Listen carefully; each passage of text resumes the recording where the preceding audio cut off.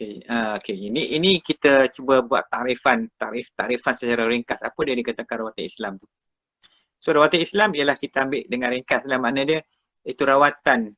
Sebenarnya rawatan dengan iman, Islam dan ihsan. Yang tiada syirik di dalamnya serta menjaga adab-adabnya. Sebenarnya buat iman apa sekalipun, even rawatan juga sebagai satu ibadat kepada Allah. Dan kita pergi berubat, kita sakit tu ibadat sebab Allah perintah kita. Sebab setiap penyakit tu ada ubat dia. Ada ubat. Cari ubat lah. Makan cari ubat tu dengan niat nak berubat kerana Allah, maka dapat pahala. Tapi nak berubat tu, ni yang jadi isu pula. Bila dah sakit kalau sakit biasa ke, sakit perut ke, sakit apa ke, boleh lah pergi hospital. Tapi kalau sampai ke hospital, doktor kata encik sihat. Encik tak ada sakit mah. Encik sudah sihat semua sudah elok. Encik sudah sangat baik. Encik punya kesihatan sangat baik. Sakit kepala kita. Doktor kata, you ni stres kot. Stres kot. Atau apa-apa ke you ni? Ada masalah apa ke? Lah ni istilah dia stres. Nak berubat di mana pula masa tu? Kita dah gelabah dah. Ini selalu yang berlaku macam ni lah. Pergi cek doktor. Macam-macam lah kisah-kisah yang kita dapati.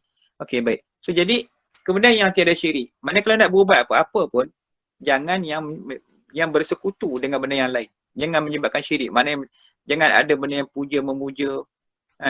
Panjanglah bab puja-memuja ni. Pasal manusia ni tak boleh berenggang dengan jin dan syaitan. Dan syaitan tu dah ada kepala paling jahat sekali. Makhluk Tuhan yang kena laknat, pada dialah berlakunya segala-segala sihir. Sebab sihir-sihir yang berlaku dalam atas muka bumi ini, semua yang dengan bantuan jin dan syaitan. Kalau tak ada bantuan mereka ni, tak jadilah sihir tu. Sebab sihir tu, nak bawa sihir tu siapa? Yang nak buat sihir tu adalah jin dan syaitan yang bawa. Baik, kemudian rawatan tu cari rawatan. Kalau nak berubat apa semua kan, yang orang perawat tu pun kita kena perhati baik-baik kan. Tengok macam baru ni. Selebriti lagi. Ustaz lagi.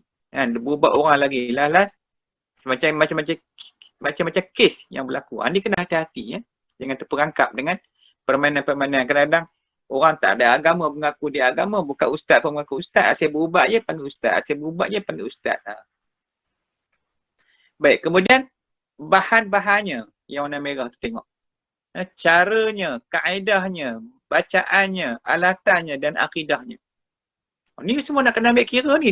Kalau dalam perawatan Islam ni, sebab tu kita tengok dalam Tibun An-Nabawi yang kita yang tulis oleh Ibnu Sina dan sebagainya. Ulama belaka dia orang ni. Yang jadi perawat, pakar semua. Orang yang hebat dari segi agamanya. Hafaz Quran, hafaz hadis. Bukan calang-calang manusia yang jadi perawat ni. Tapi hari ni kita tengok, kalau tutup bomo tu kadang-kadang macam-macam hal lah mereka ni. Tapi pandai dalam bidang dia. Tengok macam setengah bomo patah. Patah macam mana dia boleh baiki? Hospital tak boleh buat. Tu kehebatan. Tapi balik dia tak pandai. Dia pandai buat satu bab tu saja. Tu macam mana pula? Jadi ada kebaikan dia juga. Jadi kita tak boleh nafikan. Masing-masing ada kepakaran dia masing-masing. Baik, bahan-bahannya, bahan yang nak ubat tu. Kalau untuk bomo tu cakap, kena sediakan ayam hitam, sembelih, nak darah dia. Itu dah mula, dah bukan. Cara dia nak berubat macam mana pula? Kena tengah malam. Atas kubur contohnya kan. Tempat mengarut tak masuk akal tu. Itu pun cara dia, kaedah dia.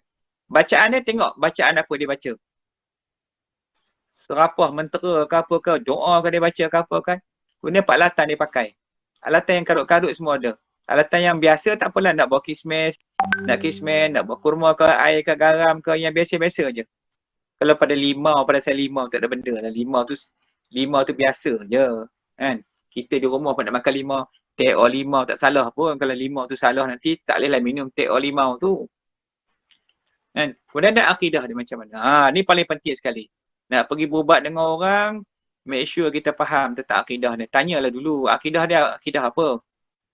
Takut akidah dia tu sesat. Kalau akidah dia sesat, kita berubat tu juga jadi sesat. Ni dalam. So jadi perawatan Islam sebenarnya bidang ni sangat luas. Cuma ada beberapa tempat yang saya nak sentuh pada malam ini.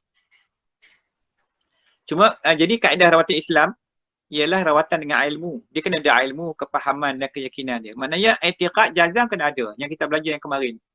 Dalam perubatan Islam juga, perawat tu juga kena faham. Dia kena memiliki keyakinan, dia kena yakin kepada Allah. Pasal dia hanya sebagai tempat, sebagai wasilah untuk menyampaikan hajat ni orang-orang sakit ni kepada Allah. Sama dengan doktor. Doktor juga adalah sebagai wasilah untuk sampai kepada Allah. Perantara untuk sampai untuk didoakan kepada Allah Ta'ala tu. Jadi mungkin orang tu tak pandai. Tapi ada orang yang pandai baca Yasin. Kita pergi jumpa dia, Ustaz. Tok Guru minta tolong baca Yasin ya. Saya ni ada hajat begini-gini. Tok Guru tu bukan dia yang memakbulkan doa. Dia cuma sebagai wasilah. Tu nak kena faham baik-baik. Jangan kita dah bergantung dengan orang yang berubat tu sebagai, oh bagus pergi jumpa dengan Ustaz tu. Pergi je baik. Seolah-olah dia tu Tuhan. Tu pun nak kena jaga baik-baik. Baik, dan tak kira lah sama ada metodnya itu dengan menggunakan kaedah tradisional ataupun yang Quran ataupun apa saja. Yang penting dalam perubatan Islam ni jangan benda yang menyalahi dari segi syarak. Jadi sebaiknya seseorang yang nak menjadi perawat tu eloklah dia belajar dulu. Dia kena ada asas-asas perawatan tu dulu. Nak belajar kaedah macam mana. Kalau di Malaysia ni sekarang setahu saya ramailah, banyaklah apa nama ni jemaah-jemaah yang membuat rawatan seperti yang terkenal kita tengok kan. Apa Dr. Harundin tu dengan apa ni Darul Shifa'nya, kemudian arwah Dr. Ismail Dr. apa ni apa nak murid dia tu. Pun dengan Darussalamnya kan. Sebanyak lagi lah kita tengok macam-macam kaedah darul ni lah kan. Semuanya itu nak bawa kepada kaedah satu kaedah rawatan. Kemudian baik di sini begitu juga dengan kaedah rawatan yang kita nak cuba bincangkan malam ni sedikit sebanyak sebab penting tajuk ni sebenarnya, sebab kita terlibat dalam masalah COVID sekarang ni.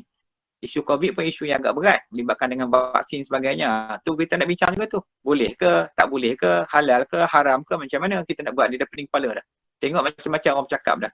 Aliran ni cakap macam ni, aliran ni cakap macam ni. Macam mana lah pendapat pandangan ahli sunnah wal jemaah. Nak kena ambil tahu juga tu. Kan? Jadi kemudian berlaku masalah keyakinan pula. Segi i'tiqad macam mana pula. Banyak sangat benda kalau kita nak bincang. Tajuk kecil je nampak. Tapi nak memahami, nak menangani isu-isu macam ni kena ada ilmu.